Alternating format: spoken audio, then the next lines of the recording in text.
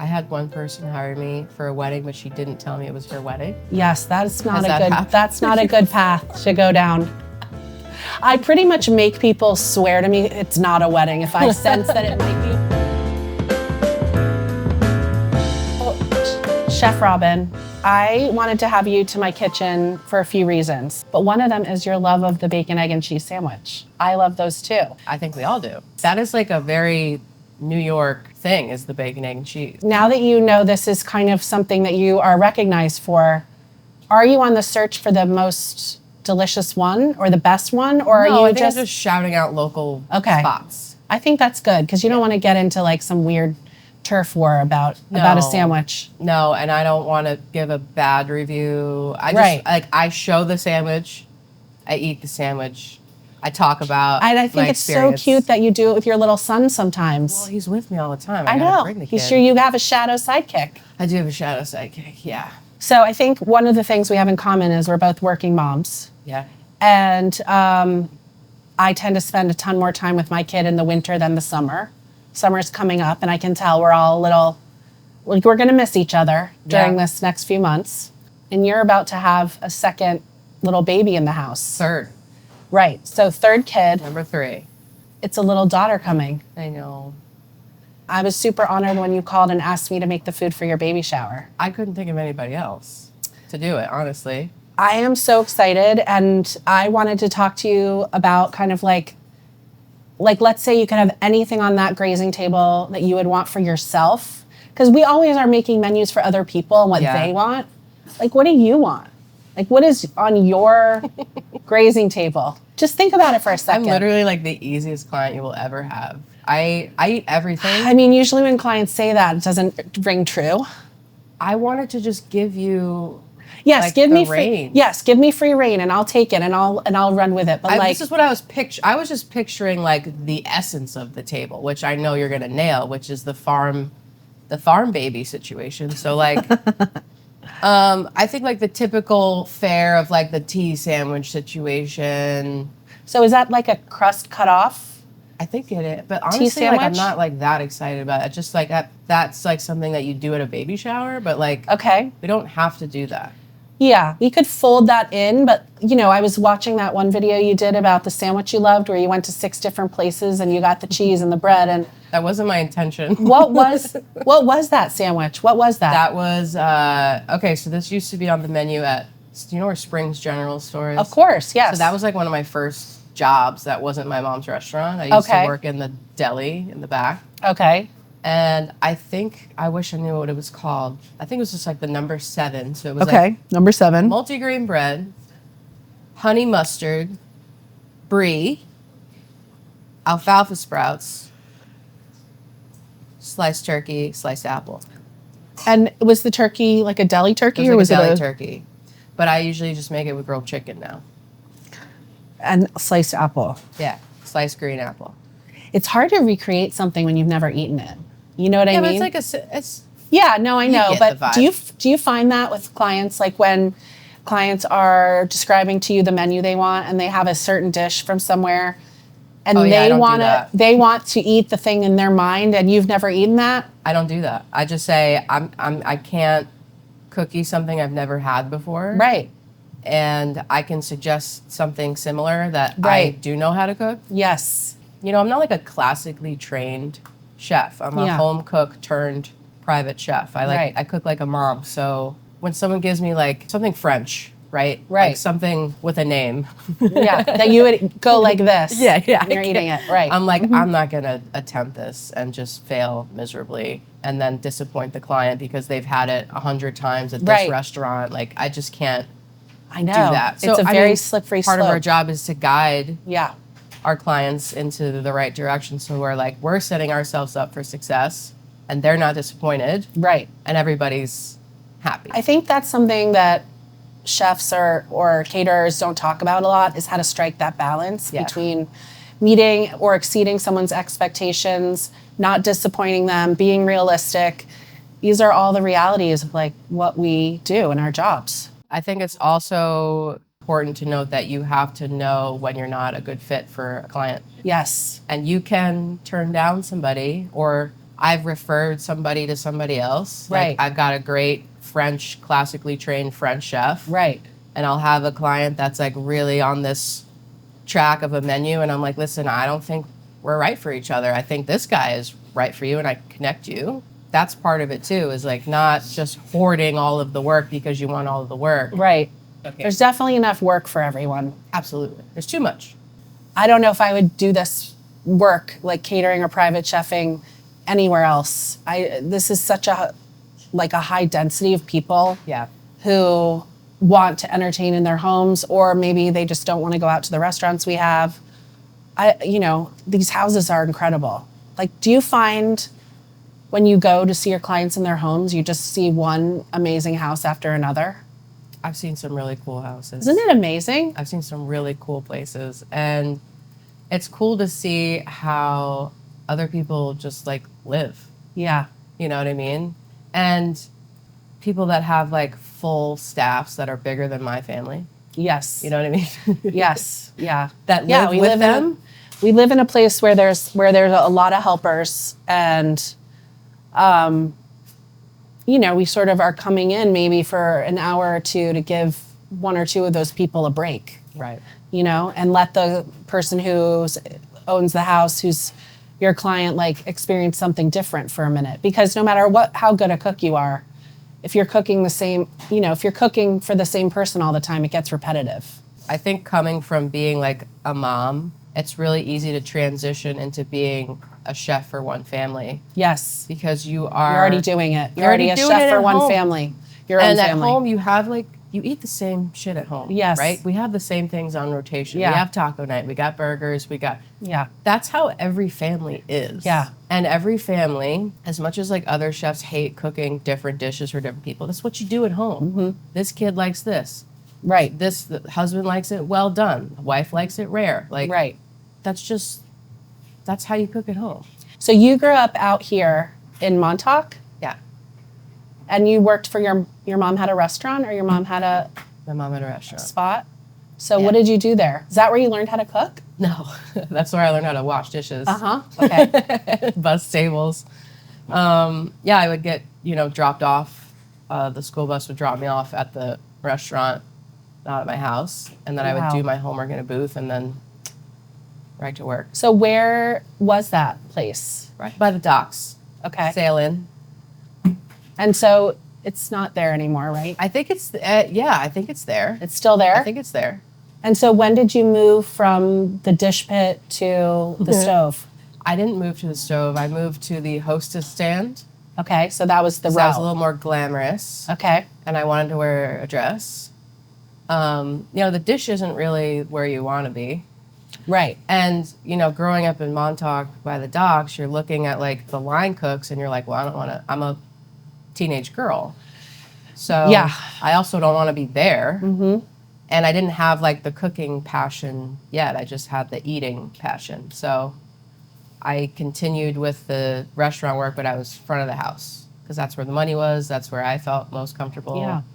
And I was just cooking at home. Yeah. And then what happened? Cooking professionally fell into my lap.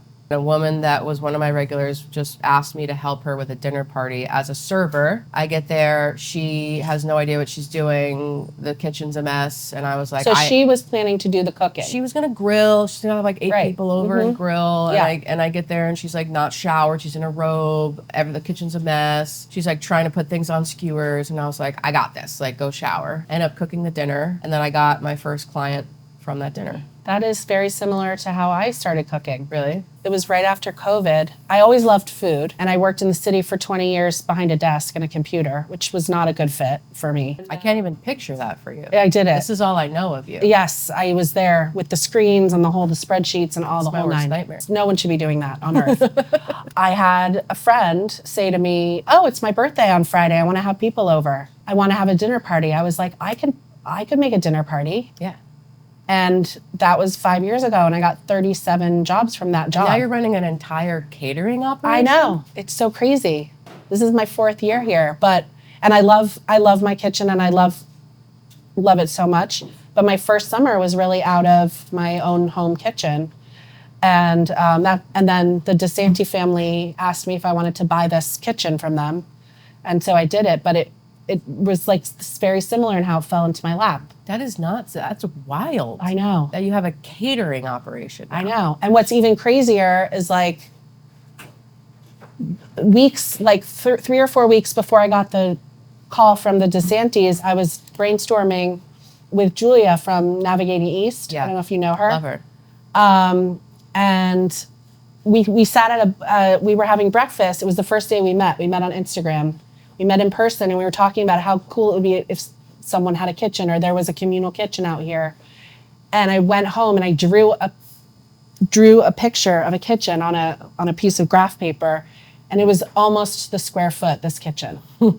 So, and that happened 3 weeks later. So Manifesting. it was manifesting to another level, and I feel very lucky, and I love my kitchen. I love the people that we serve. I mean, we do Meals on Wheels, so we have 40 clients out of here every morning, and then we have a very robust catering operation, mostly in the summer, but other times of year too. And we get, over the winter, we can help a lot of wonderful organizations that need help in the off season. So yeah, it's great. I think that's a really amazing story, but it's also like, it's interesting that you can have somebody like graduate from a culinary school and like do all the right things, but they don't have the thing that can make them successful like you. Like you've got this like creativity and this vision. Like when I see your videos and I see the food that you put out, it's just so natural to you. That's why I wanted you to do my baby shower. So I'm like, she just knows. Like she just knows. Yeah. People are like born to do certain things. Yes, I believe that. And people try to push themselves into something that they think they want. Right. You know what I mean? Yeah. And I really, like, I'm not trying to, like, toot your horn, but, like, Thanks. I had no idea that you've only been doing this for 6 years. Yeah. I thought you've been doing this for, like, 30. No, I have a whole production, non-food cooking background. But the whole time I was working in an office, I was thinking about, I was working in event production and in business development and sales, and I was very good at some of those things to different degrees, but I was always thinking about entertaining and food as like what was going on in the background of my own mind. So I was thinking about it, but I just don't think I ever really, it wasn't my time yet to be doing this. And like now it is, and I have lots and lots of clients that I've had since the first year, and I feel so lucky, so lucky. I love this. Really good. I love this for you. But it's very interesting that we both had somebody who was like seeking help or needed help, and it just like materialized from there. I think when you're like open and and you're letting opportunities come to you and you're not saying no to everything, like so many beautiful things come out of it. Yes, saying yes to things. Totally. Look what you have. I know. Because you did a dinner party for somebody. I know. That's crazy. Shout out to Bevan. She's my girl. I've had so many people like, you should open a restaurant, you should have a catering company. And I'm like, no, it's too much work. And then when you let me borrow this space, we did the forage and hunter gathering thing. It was like 100+ people. Yeah. It was just me in here. I didn't bring a prep cook or anything. And I was thinking like, I can't do this. And I like talked myself into this spiral. And like, it was great. Yeah. And I was like, I'm sitting in your kitchen and I'm like, fuck, I could do this too. Like, this is nice. It is nice. I like this. Yeah. Having a nice big old kitchen. It's really nice. And when you have a team and you're like doing it, and they know what they're doing and you know how to cook, like. But like none of us knew what we were doing when we started. When I came in to like meet the family that owned this kitchen before me, I had never been in a commercial kitchen. Shitting your pants? We did that first summer, we did a small wedding out of my house. So we had like.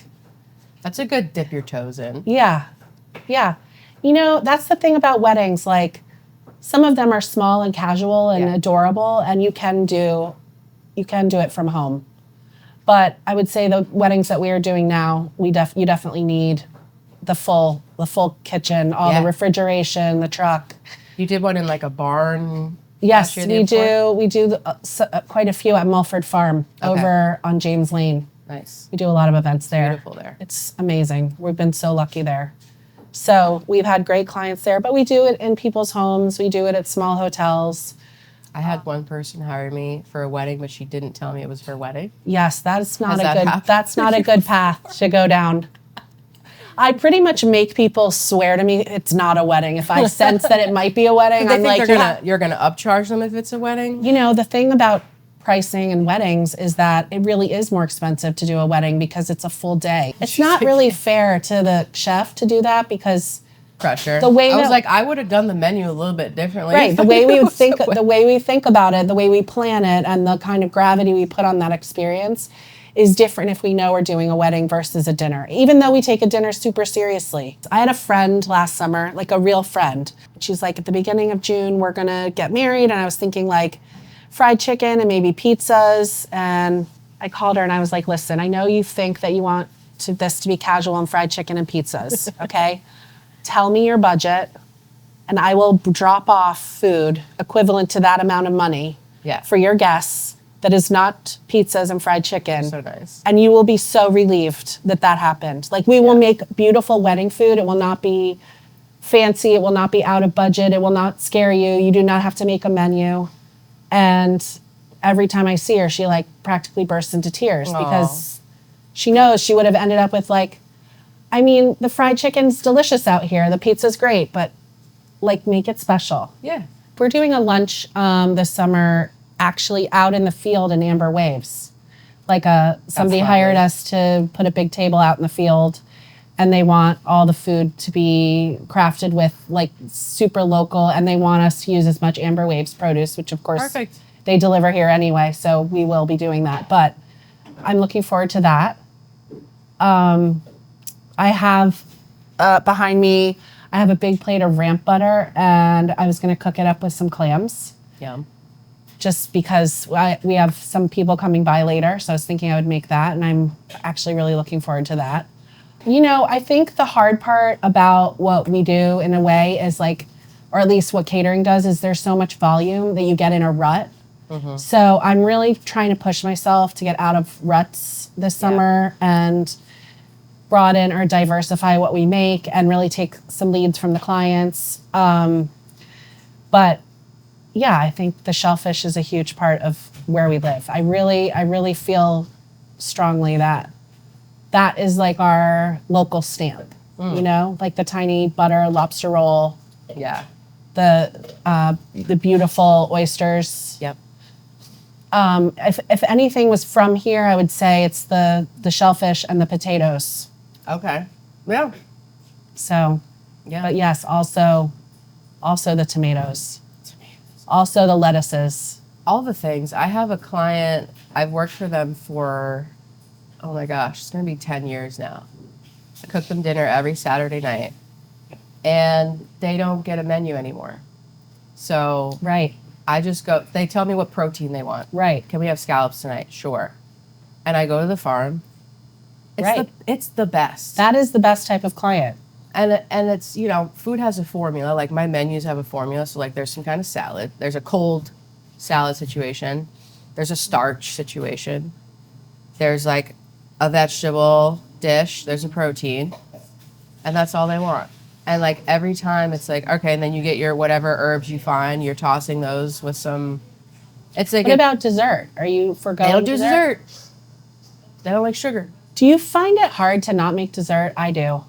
No. I hate baking. I'll do whipped cream. They like whipped cream and yeah, like berries and cream. Yeah, they do berries and cream. I sometimes feel like when I don't make dessert, like I'm doing a dinner tonight for a family, and she wrote at the end no dessert. I feel like It's not finished. I'll have read the book to the 12th chapter, and there's 13 chapters. Like I didn't finish it. I didn't get to the end. Yeah, there's a woman behind you. That is Andressa. Hi, come in. Come in. Hi.